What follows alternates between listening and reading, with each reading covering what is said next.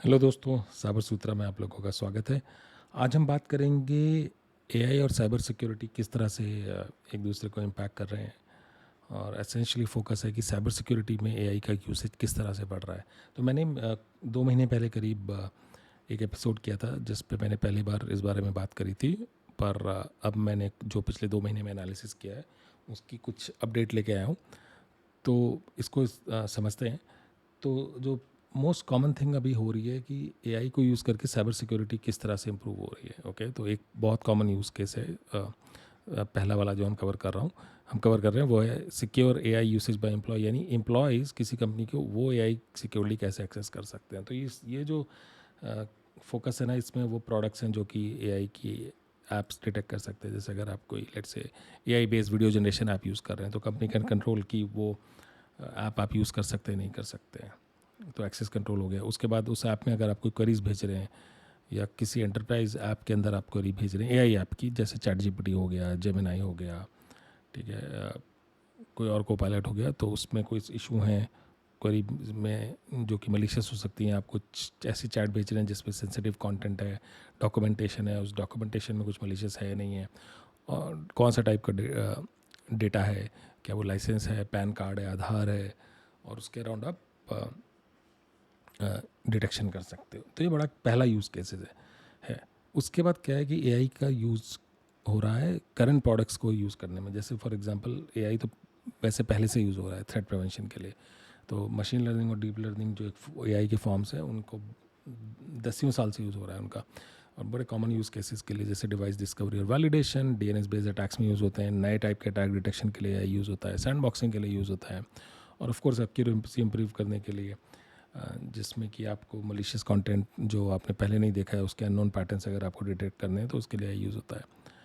उसके अलावा क्या हो रहा है कि जितने भी कंपनीज अब एआई के अराउंड कैपेबिलिटीज़ हैं उनको एक स्ट्रक्चर कर रही हैं, और उनको एक नई ब्रांडिंग भी दी है बहुत सारी कंपनीज़ ने। टॉप वेंडर्स में आप किसी भी की वेबसाइट पे चले जाइए, आपको एक नई ब्रांड का नाम दिखाई देगा जो कि अराउंड एआई होगी उसकी। ओके, और उसमें नई और पुरानी सारी कैपेबिलिटीज़ को बंडल कर रहे हैं। तो ये बात होगी थ्रेट प्रिवेंशन में एआई किस तरह से यूज़ हो रहा है एग्जिस्टिंग प्रोडक्ट में। सेकंड हम बात करते हैं जो प्रोडक्ट कॉन्फ़िगरेशन और operations day to day use में कैसे एआई यूज़ हो रहा है। तो सबसे पहले कि करंट कॉन्फ़िगरेशन का एनालिसिस के लिए एआई यूज़ हो रहा है।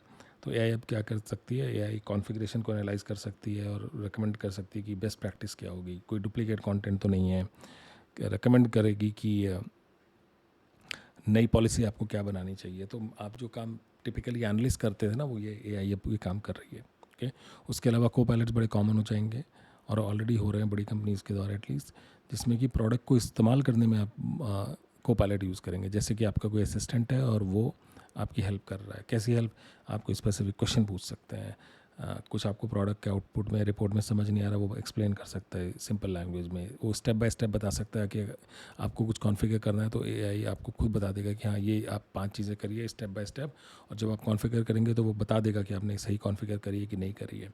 आपको स्पेसिफिक प्रोडक्ट के फीचर पे क्वेश्चन पूछना है तो वो बता सकता है। कंटेंट क्रिएशन में एआई हेल्प कर सकता है, जैसे text to query, text to report, text to graph, text to playbook, ये सब एआई के कोपायलट बना सकते हैं, और इस पर मैसिव रिसर्च चल रहा है और बहुत सारे फीचर्स आने भी लग गए हैं टेस्टिंग में एटलीस्ट।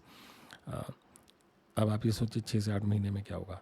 इसके अलावा ना करंट स्पेस में भी एआई बहुत इनोवेशन ला रहा है। जैसे एक डोमेन होता है क्लाउड रिस्क का, कि जो क्लाउड पे एप्लीकेशन चल रही हैं, वर्कलोड्स चल रहे हैं, उनमें कोई वल्नरेबिलिटीज़ हैं, कोई सिक्योरिटी इश्यूज़ हैं, उनको हम कैसे हैंडल करें। तो मैंने कंपनी ट्रैक करी जिसका नाम है जेस्ट सिक्योरिटी। कोई एसोसिएशन नहीं है, मैं जस्ट उनके बारे में प्रेस रिलीज देखी तो इसलिए मैंने पढ़ा। वो फोकस करें रेजोल्यूशन पे, कि अब डिटेक्ट तो हर कोई कर लेता है पर उसको फिक्स करने में, रेमिडिएट करने में बहुत टाइम लगता है, हफ्तों महीनों लग जाते हैं। ये कंपनी एआई को यूज़ करके उसका रेमिडिएशन बहुत फास्ट करेगी। तो ये बात होगी कि एआई किस तरह से करंट प्रोडक्ट को इम्प्रूव कर रही है। तीसरा जो काम हो रहा है कि नए प्रोडक्ट के स्पेस क्रिएट हो रहे हैं, स्पेशली जहाँ पे एआई का अडॉप्शन कर रही हैं कंपनीज अपनी खुद की एप्लीकेशन में। ओके, जैसे एक स्पेस आ रहा है AI SPM, AI security posture management, जिसकी बात पिछले साल ही चालू हुई है। उसमें सबसे कॉमन यूज़ कैसे कि आप एआई को एप्लीकेशन इकोसिस्टम को डिटेक्ट कर सकें, कि एग्जांपल एक कंपनी कौन सी एआई की एप्लीकेशन, सर्विसेज, एसोसिएटेड रिसोर्सेज क्या यूज़ कर रही है। फिर वो ट्रेस कर सके कि एआई के जो कंपोनेंट्स और डेटा सोर्स हैं वो कहाँ से आ रहे हैं, कौन किससे बात कर रहे हैं, कौन से मॉडल आप यूज़ कर रहे हैं, कुछ मलिशियस तो नहीं है, उसमें कोई अपडेट तो नहीं है जिससे इम्पैक्ट हो सकता है, एआई की सर्विस मिसकॉन्फ़िगर्ड है क्या। एग्जांपल के चैट जीपीटी जो एंटरप्राइज किसी ने ले रखा है तो उस पर सारी सिक्योरिटी सेटिंग्स इनेबल्ड है नहीं है, रूट एक्सेस तो नहीं है इनेबल्ड उस पर। फिर डेटा के अराउंड कि अगर कोई एप्लीकेशन डेटा स्टोर से बात कर रही है तो उसमें सेंसिटिव डेटा क्या है, डेटा की टाइप क्या है वो, और वो कहाँ स्टोर हो रहा है, वो एपीआईज कौन सी एक्सेस कर रही हैं, डेटा की पाइपलाइन क्या है, पूरा एंड टू एंड डेटा की ट्रैकिंग। उसके अलावा डेटा का एक्सपोजर देखना, पॉइजनिंग ना हो जाए डेटा, ओके, प्राइवेसी की कोई वायलेशन तो नहीं हो रही है, ब्रीच तो नहीं हो सकता। ये डेटा सिक्योरिटी है AISPM के अंदर। थर्ड यूज़ केस है AI पाइपलाइन सिक्योरिटी, जिसमें कि AI के आप सॉफ्टवेयर इन्वेंटरी ट्रैक कर सकते हैं, उस सॉफ्टवेयर स्टैक में कोई खुद वल्नरेबिलिटी तो नहीं है वो ट्रैक कर सकते हैं, वल्नरेबिलिटी प्रायोरिटाइज कैसे कर सकते हैं, उसके अलावा कोई टॉक्सिक कॉम्बिनेशन फाइंड करना है, जैसे कोई ऐसी वर्चुअल मशीन या सर्वरलेस फंक्शन मिल गया जिसमें ऑलरेडी वल्नरेबिलिटी वो नेटवर्क से कनेक्टेड है और वो एक ऐसी बकेट के को यूज़ कर रहा है जिसपे AI कनेक्टेड है, मतलब AI उस डेटा पे काम कर रही है या रीड कर रही है, ओके। इसके अलावा सेकंड स्पेस जो मैंने AISPM के बाद देखा जिसकी बात करें वो AI डिटेक्शन रिस्पॉन्स है, जिसमें कि AI बेस्ड एप्लीकेशंस या AI इनेबल्ड एप्लीकेशंस पे रियल टाइम अटैक्स को डिटेक्ट करना और उन पे प्रॉम्प्ट इंजेक्शंस को करना, चेक और ब्लॉक करना। उसके अलावा डेटा पॉइजनिंग डिटेक्ट करना, मॉडल इंजेक्शन डिटेक्ट करना, वो एप्स टॉप 10 जो LLM रिस्क है उनको डिटेक्ट करना। तो इस तरह से एक और मैंने कंपनी देखी, अगेन नो एसोसिएशन, विजिल नाम है इसका, विजिल AI, जिसने कुछ $6 मिलियन उठाए हैं अभी सीड फंडिंग में। ये कंपनी फोकस कर रही है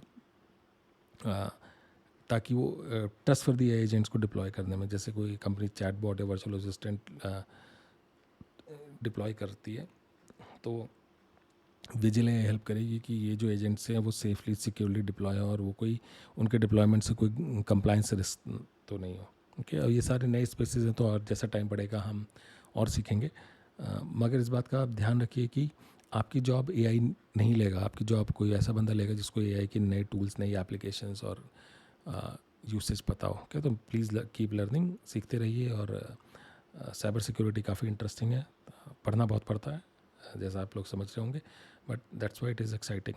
with that thank you so much, हम अगली बार मिलते हैं। Keep listening, keep sharing, bye.